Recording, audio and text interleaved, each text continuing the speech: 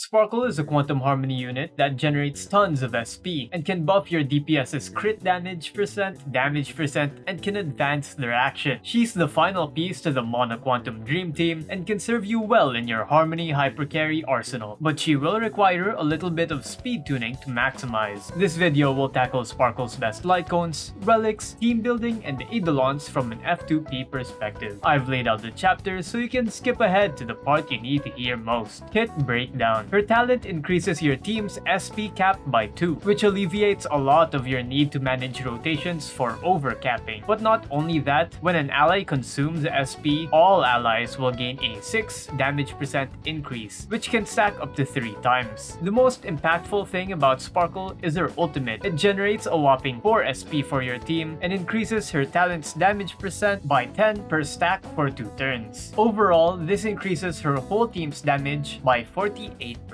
It's pretty sick considering you just have to use SP to trigger it. And finally, her skill advances forward an ally's action by 50% and increases their crit damage until the start of their next turn. This thing scales on 24% of Sparkle's crit damage, so the buff is going to be a minimum 72% crit damage for your DPS. But in reality, the average is probably going to be 90% crit damage buff. This is very similar to Bronya's skill with a weaker advance. We'll talk about the intricacies of this skill later in the playstyle section. Her basics basic, not much to talk about there. Her A6 trace increases all of her allies' attack by 15%. If you have quantum type allies, then she can give up to 30% more. This isn't a make or break thing for team building though, as Sparkle's still plenty valuable even in a team without quantum units. Sparkle's base stats are quite beefy, having the same as Japard, who's at the top 3 for HP, and she has a middling def stat, the same as Jingliu. Since she's a harmony character that scales on crit damage, you'll have more than enough main stats to put into tank stats, and I'm sure you won't see her getting one shot anytime soon. Rotation. Any good player worth their salt will run an energy regen rope on Sparkle, and from there she will have a 3-turn ultimate rotation no matter what you do. Whether you spam basics, spam skills, or even alternate, it's always going to be a 3-turn ultimate. Her A2 makes it so that her basics generate 10 more energy. This means that both her basic and skill generate 30 energy, which leads to smooth sailing rotations no matter what you do. It's comfortable and allows you to do whatever without having to worry about energy. Another thing to note is that since she has a 3-turn rotation and her ultimate generates 4 skill points, even if you spam her skill, she's still slightly SP positive in her most negative rotation. Pretty dope if you ask me. Light cones. Her signature light cone, Earthly Escapade, increases her own crit damage by 32%, which roughly translates to 7.68% more crit to her skills buff. The secondary is that Sparkle will give her whole team 10% crit rate and 28 crit damage with full uptime. The rest of the text here is just to make sure that only SP generators like Sparkle can use this cone. Hanya will be able to make use of this cone too. This is her best in slot, no doubt. She can use But the Battle Isn't Over and make use of the damage percent boost well. The SP every couple of ultimates is nice, but you probably won't be able to notice it since she already rakes in quite a lot of SP on her own. The energy region also won't be able to achieve much. S5 Planetary Rendezvous is going to be amazing if you're running the Mono Quantum Dream Team. Be aware though that between this and the Banaconi set might be way too much damage percent for your DPS, so you might consider swapping them to attack percent orbs if needed. Damage percent and attack percent scale identically, so just tally up your sources for both. Try to balance them if possible. Past and Future is pretty good on Sparkle if you can guarantee your DPS going right after Sparkle. It's going to be her baseline cone since it's free on the MOC shop. It also gives lots of damage percent like Rendezvous, but Past and Future will be better if you're playing Hypercarry, if only one of your carries are Quantum, and if you're running skill spam Sparkle. Dance Dance Dance is nice for your whole team and will get them going faster with the action forward. Keep in mind though that this might screw over speed tuning in your team if you've done the due diligence to do that. Don't use cogs or memories of the past. Even if you run them, and even if you have Benaconi or Vonwak, you won't be able to fulfill a 2-turn rotation. The only time that's possible is if you manage to kill things or get hit a lot. Relics. For relics, you can run quite literally any set. I personally suggest running tanky relic sets and 2-piece messenger. You can run 4-piece messenger, but be aware that this can ruin your speed tuning as well. I would just scrounge up the best relics with the highest amount of crit damage or speed rolls to achieve breakpoints, honestly. For the planar set, however, you'll want to run Penaconi if you're using Mono Quantum, or Fleet of the Ageless if your carries scale off off attack percent. Broken Keel would be nice if you can hit the requirement, but Sparkle is very needy when it comes to substats, so that might be hard to pull off. For main stats, she wants crit damage percent on her chest, HP, defense, or speed on her boots, HP or defense on her orb, and an energy regen rope. For substats, she wants enough speed for her build, then you'd want to have enough HP and def so that she doesn't get picked off and die. Finally, you'd be pouring the rest of her stats into crit damage so her buffs are amplified. Playstyles. There are a variety of ways you can build Sparkle, but the key to playing her is to understand exactly how her skill works. For simplicity's sake, I made this Sparkle speed calculator that you can use. Just put in your DPS's speed and it'll do the rest for you. For most players, all you need to know is this: the AV reduction from her skill. If you haven't already, go to your settings in the middle of battle and turn on display character action value in combat. Whenever you use her skill, it reduces this amount of AV from your DPS. So you should use it when your AV is greater than or equal to it. And if it's less than this value, then you're wasting some AV by doing so.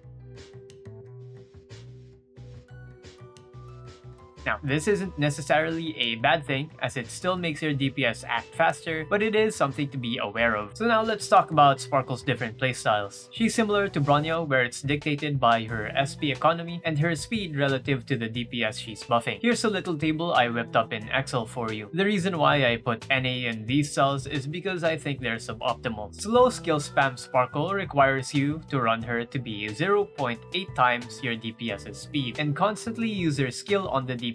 Running her slow means easiest to build, since you don't need to hit insanely high speed requirements. Fast alternating Sparkle requires you to run her to be 1.33 recurring, or 4/3 times faster than your DPS. The rotation here is going to be skill, basic, and replace. This playstyle allows you to conserve more SP than usual while not wasting any AV. I recommend this playstyle if you find yourself running out of SP for your DPS or any of your support units. Fast skill spam Sparkle requires you to run her to be 2 times your DPS's speed. That's right, if your DPS has 100 speed, you'll want to run her at 200 speed. It's an absolutely insane cap to hit, but that's genuinely how much you need if you want to maximize her action forward. However, if you're running her at say 160 speed, then your skill will essentially turn your DPS's speed into 160, which is still a good thing. I recommend that you use this playstyle if you have nowhere else to spend your SP on, or if you can genuinely hit that insane cap. It is possible, it just requires a lot of investment. Fast basic spam is a very fun playstyle where you run her as fast as possible and rarely ever use her skill. You'll just spam basics and generate as much SP as possible on Sparkle. You may think that this playstyle is trash, but once you realize that Sparkle generates 7 SP every 3 turns, you'll be able to run a dual carry comp while benefiting from Sparkle's AoE 48 damage percent buff from her ultimate and talent. And of course, you can still use her skill every now and then when you feel like it. Just look at how much AV she reduces and use it whenever the target's current AV is greater than or equal to it. I would like to note that this is an extremely niche playstyle, and I can't think of a comp that would want to run it right now, but some of them might form in the future. Team building. The team comp that wants her the most is the Monoquantum Dream Team. The core of this team is actually Sparkle and Silverwolf, since the main pull of this team lies within Silverwolf's ability to implant quantum weakness units in the game. This means that you can brute force any content with this team, and that you have a balanced amount of buffs and debuffs. Whether you're using Zila, Jingchui, or even Xie, I'm sure you'll have a ton of fun having one side always covered in MOC. Daniel HYPERCARRY benefits greatly from Sparkle due to her SP generation, and Sparkle Tingyun is arguably easier to use than Tingyun Bronya due to Tingyun's skill burnout. However, if you're talking E1S1, Bronya probably has Sparkle beat, but if you're genuinely up to the task, running Sparkle Bronya is possible. It just requires a lot of speed tuning. Jingyuan's Lightning Lord actually benefits from Sparkle's skill, since it lasts until the start of the buffed unit's turn, instead of it running out right after Jingyuan would use his skill. She can be run with lots of other hypercarries, since a lot of them want all the stats that Sparkle gives. You'll also notice that you can have more freedom with your relics instead of just hunting for pure CV, due to Sparkle giving your DPS 90% crit damage from her skill. Finding some more speed might be nice for certain units, and having other stats like break effect on Yi isn't too bad either. The fact that she's slightly SP positive even when she's skill spamming means that you can potentially run SP negative supports like Yukong and have her massive buffs be online for most of the fight. Dual carry comps can make use of her too. Her talent and ultimate's damage percent buffs are AoE, and her crazy SP generation allows both of your carries to be SP negative while still receiving some buffs from Sparkle's kit.